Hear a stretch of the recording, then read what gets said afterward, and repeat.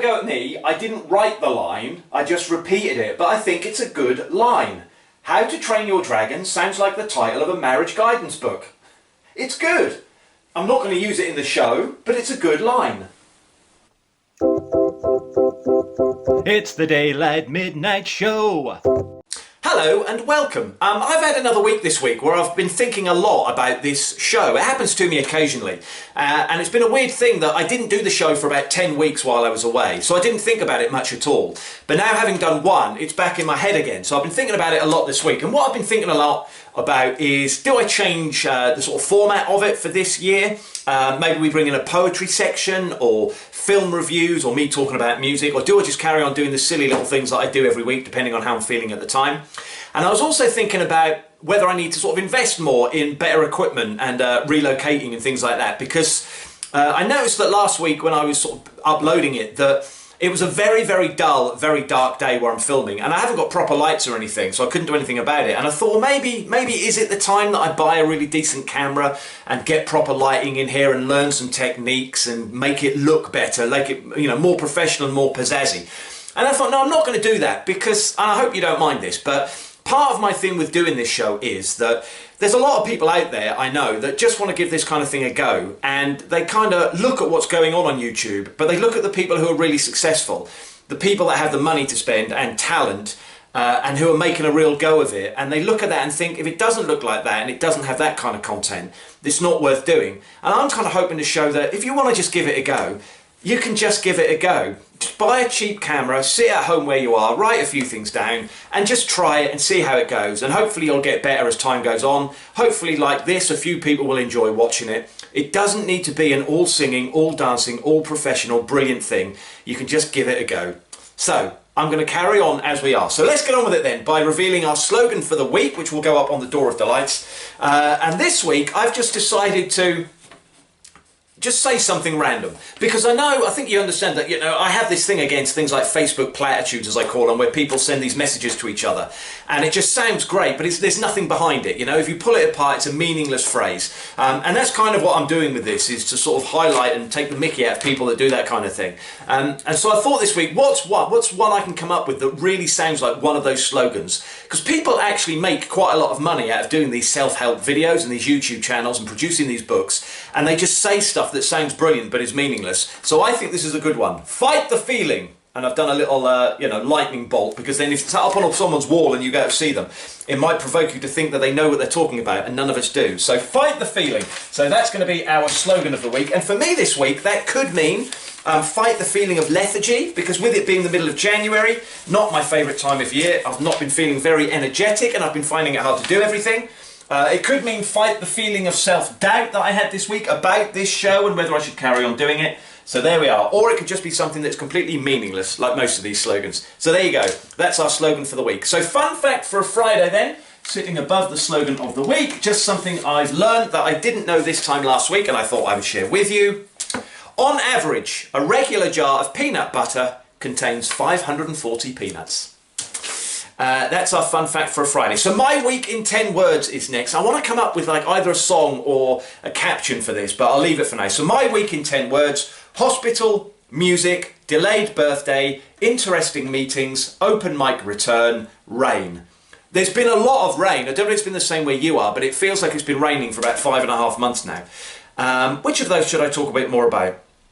Let's mention the hospital. I had an appointment last week, nothing to worry about, it's all fine, but because I'm old now, and because I've spent a lot of time outside, I'm starting to get like weird little bits of skin damage from sun. So I'm getting loads of moles turn up that I never used to have, skin tags, all this fun stuff that you've got coming to you later in life. And a few of them needed to be checked out, because there's this big thing going on at the moment in the health service about skin cancer and catching it early. So I got checked, I got referred to the hospital, and nothing to worry about. But something that was suggested to me is this new treatment that gets rid of sun-damaged cells before they become problematic. So you're given a cream and you apply it, in my case, to your face. And over the course of 4 weeks, what this cream does is it kills off the sun-damaged cells, but leaves the other ones okay. So what happens is you get rid of the cells that have been damaged by the sun, so you've got these fresh, lovely cells underneath, and then you don't have to worry about getting them checked in the future.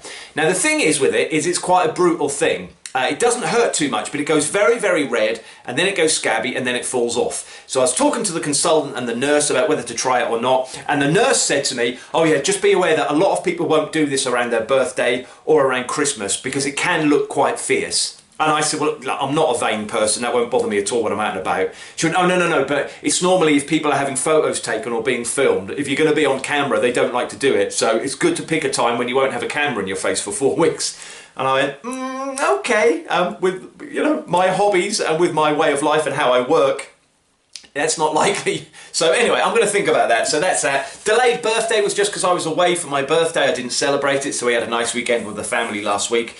Interesting meetings, possible work stuff that I'll talk about in the future. And open mic return was me going back to my open mic night that I run for young people that I couldn't do while I was away, so that was lovely. So that's my week in 10 words. On to the purple card, which is now yellow, but still has its own theme song. So let's make sure I get this right, because every week I seem to forget the chords. Oh, that doesn't sound right. There we go. Okay. When I start the show, I like to say hello. Let's see what I've written on the card that is yellow. That's not bad at all. I think I need new strings on there. It's starting to sound a little bit tinny. But again, lethargy, hard work to restring a guitar, unless I pay someone else to do it. Anyway, the yellow card. Stop distracting yourself, Gregory. ADHD? Me? I don't think so. So just stuff that I've written down that I want to talk about over the course of the week, and I'll sit here and go through it with you on a Friday. And that's a good point. Point number one this week. Why do I call it the fact for a Friday when the show goes live on a Saturday? So I record this about Friday lunchtime each week, and it gives me time to check it for any mistakes or any sort of glitches, and then I upload it and it goes live on Saturday. So for me it's a Friday, so I reveal the fascinating fun fact for a Friday, but the earliest anyone can watch this show is after midnight on a Saturday morning. So it shouldn't be called a fascinating fact for a Friday, because although it is for me, it's not that for you. So again this week, overthinking, I thought, do I maybe change it to stupendous stuff for a Saturday? But then I thought, well, actually people might not be watching it on a Saturday, they might not get a chance to watch the show until a Monday, so do you call it a monumental fact for a Monday? And then I thought, you know what, leave it as it is, remain true to the essence of when the show is being filmed, which for me is during a Friday. So I'm revealing a fascinating fact on a Friday. If you watch it on a later day, that's fine. So we can leave that where it is. Point number two.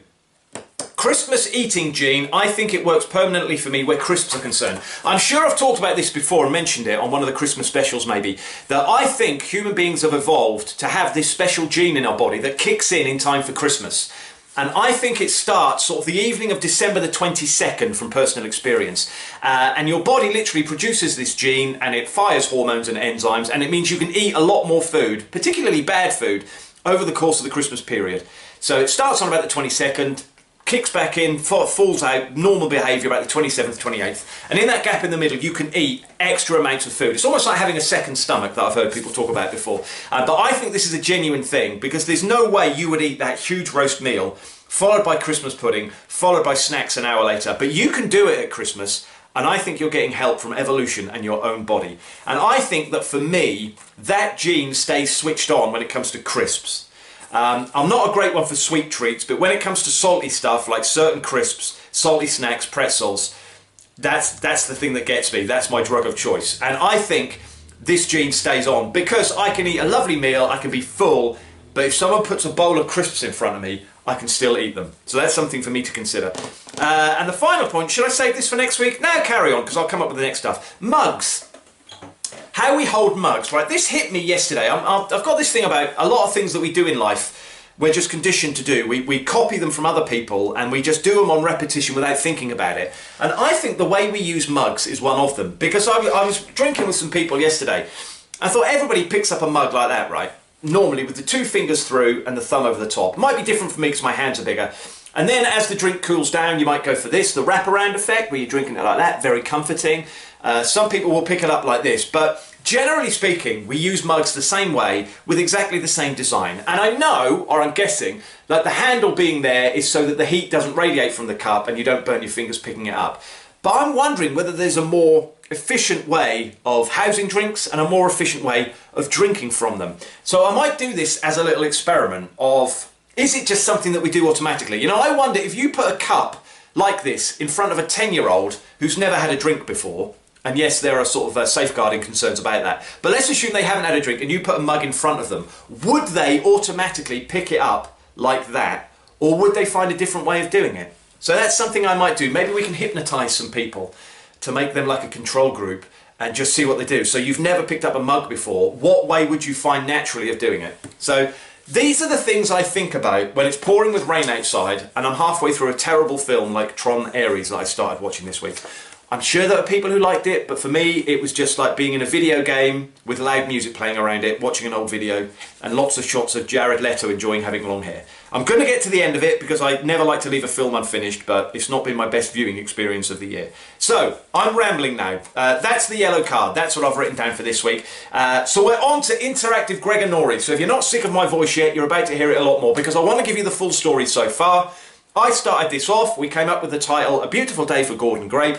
I've been asking you to come up with chapters, and we've got a new chapter this week, so I'm going to give you the full thing. So chapters so far have been written by John, Ice E, Tina, myself, and now Weird Alvin, who's written the final chapter. So here we go, the full story so far. Make yourselves comfortable. A Beautiful Day for Gordon Grape. Gordon Grape wasn't your average fruit. He was plump, purple, and proud, with a glossy skin that shimmered like polished amethyst. He lived in the lush vineyard of Willow Vale, nestled between rolling hills and kissed daily by the golden sun. But today wasn't just any day. Today was perfect. Then came the moment. Unexpectedly, the wind came howling through the valley. Gordon tried in vain to cling to his vine, but the strength of the gusts ripped him from his home and carried him away to adventure. Tossed and tattered, thrown and blown, sent hither and yon, and scared for his life, Gordon felt his skin begin to peel as the torrent of weather continued. Until finally, thankfully, happily, the wind settled down and Gordon was deposited in a field in a land he had never seen before. Surrounded by palm trees, smelling the glorious aroma of heather, he felt instantly at home in his new surroundings. And he wasn't alone, for placed on the ground beside him were two other new arrivals with whom he could become friends. One of them was a peach, plump and juicy, who told Gordon she had blown in from Georgia. The other was a red, delicious apple, as red as a sunburnt lobster. They were both lost and confused, and both of them were naked. Now, this could be heading down a road I don't want to travel, so do please think very carefully before you come up with an idea for Chapter 6. Write it, doesn't have to be long, and send it to me at the email address that comes up at the end of the show. Right, I didn't set a timer, and I'm sure we've overrun massively, but I'm not going to worry about that, because as I said, the nature of this show is that anyone can have a go at it, and we don't want to get stuck by our own rules. But I do apologise if this is like 20 minutes long, and I've overdone it. But I was talking to someone about TikTok this week, and they were saying, why don't you put stuff on TikTok? And I said, because I don't like the way we're all being conditioned to just watch stuff that's shorter and shorter. So maybe this is my way of fighting against the modern online way of producing stuff, and I'm just making it as long as possible. I really need to stop rambling. So, choices by chance. What will I be wearing next week? Let's have a look. We use the rotating randomness of the coloured cube, and it tells us that next week I will be wearing whatever is in column red, which will be a vest. So I will be wearing a vest. Over the top of the vest, whatever is in column blue, which will be my black jacket. And to accessorise all that, whatever is in column red again, which is nothing. So vest with a black jacket over the top and nothing. Will my hair be up or down? Let us have a look. We do the crime or coin toss. That's the first time I've ever called it first time. That, as you can see, is heads. So once again, my hair will be flowing down luxuriously. Okay, that is it for this week. I've gone way over time, but that's the way it's going to be. I will see you next week. Have a great 7 days.